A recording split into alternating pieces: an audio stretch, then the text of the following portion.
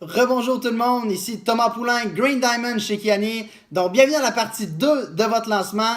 Et dans cette partie-là, on va vous apprendre exactement comment on fait pour aller chercher un client, comment on fait pour aller chercher des distributeurs et bâtir une équipe. Donc, étape numéro 1, aller chercher une clientèle. Comment on fait ça? Donc, mon conseil pour vous, OK, on a des échantillons, donc j'en ai juste ici. Par exemple, des échantillons du sérum Fleurès, OK. On a également des échantillons ici d'un 7-day trial pack, donc l'essai des produits pour 7 jours. Et ça, c'est des ressources principales pour bâtir votre organisation. Donc, mon conseil pour vous, ayez toujours sous la main des échantillons parce que c'est comme ça qu'on va aller chercher notre clientèle, OK. Mon conseil, poussez pour la vente tout de suite. Parce que peu importe que ce soit au niveau des produits pour la peau ou au niveau des produits de santé, OK? Tous nos produits, on va toujours avoir une garantie de 30 jours. Donc, si notre client essaie nos produits et au 28e jour, il n'aime pas nos produits, il les remet dans la boîte, il les envoie chez Kiani et puis Kiani vont lui redonner 100% de son argent. La seule chose qu'ils ont besoin de payer, c'est leur shipping pour renvoyer les produits. Donc, ça, c'est une garantie que Kiani offre.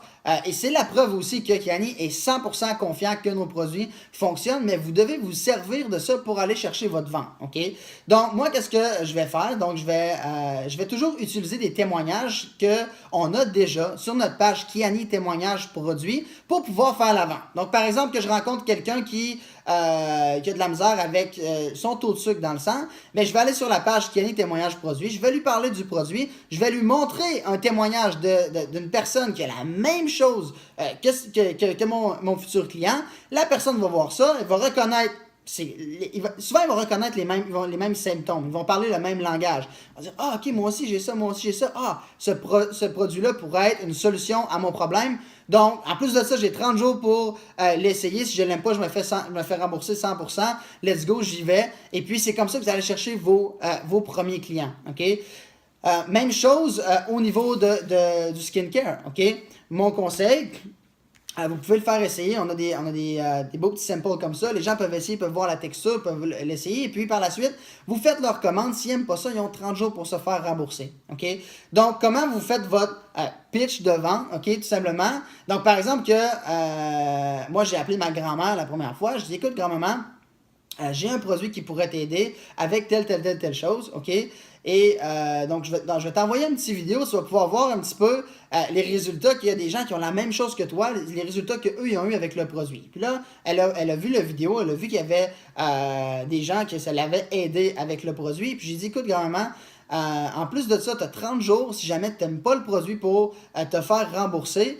Et puis, en plus que ça va t'aider avec ta santé, ben moi aussi, ça va m'aider à démarrer ma business parce que je vais avoir un témoignage et puis quand je vais avoir des gens proches de nous, proches de notre famille, mais ça va être vraiment plus facile pour moi de bâtir ma clientèle. Donc, en plus de t'aider toi avec ta santé, ça va m'aider moi avec ma business. Et c'est comme ça que j'ai eu mon premier client, ma grand-mère. OK?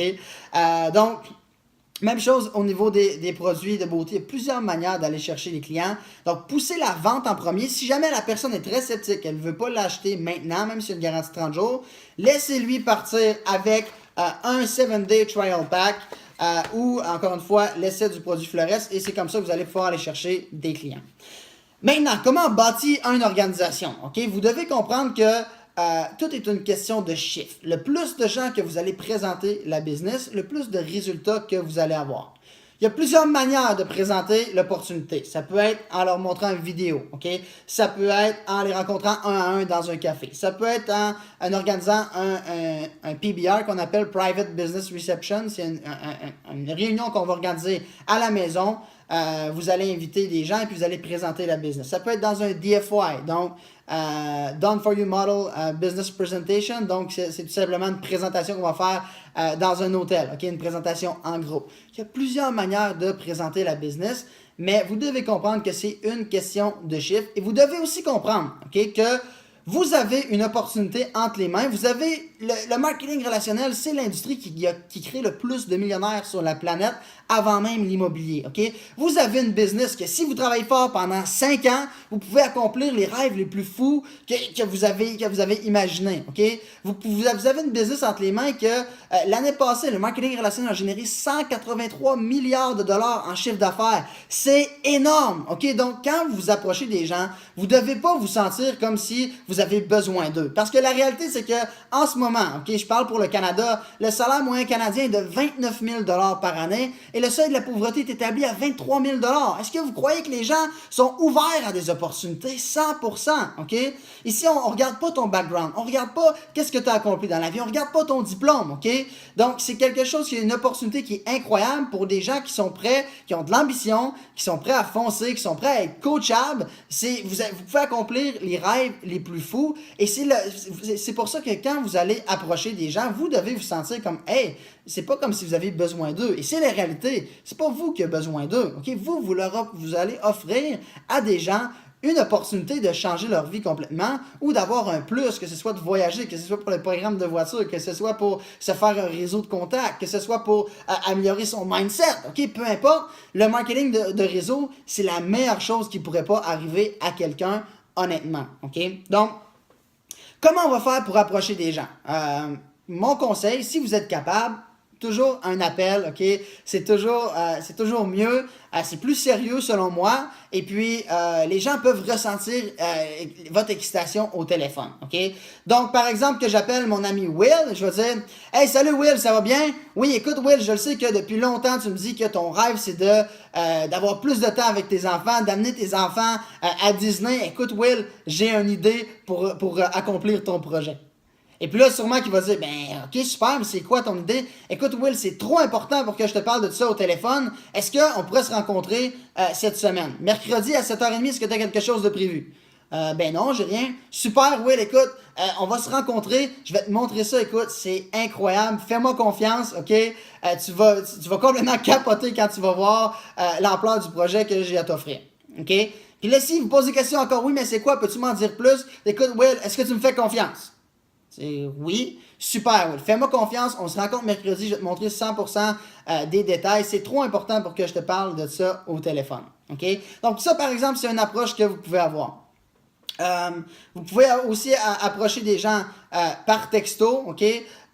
Mon conseil, encore une fois, si vous êtes capable d'appeler, appelez. Mais dans tous les cas, que ce soit par texte, que ce soit une vidéo que vous envoyez, que ce soit un appel téléphonique que vous allez faire, mon conseil, toujours 3 choses. Ayez de la posture. Soyez confiant que c'est la meilleure opportunité parce que c'est la meilleure opportunité que les gens pourraient avoir en ce moment dans leur vie. OK? Et soyez excité au téléphone. Si vous faites un appel puis que vous dites « Ah, mais salut, écoute, Will, j'ai vu une affaire, je me suis parti une petite business. » Non, non, non, non.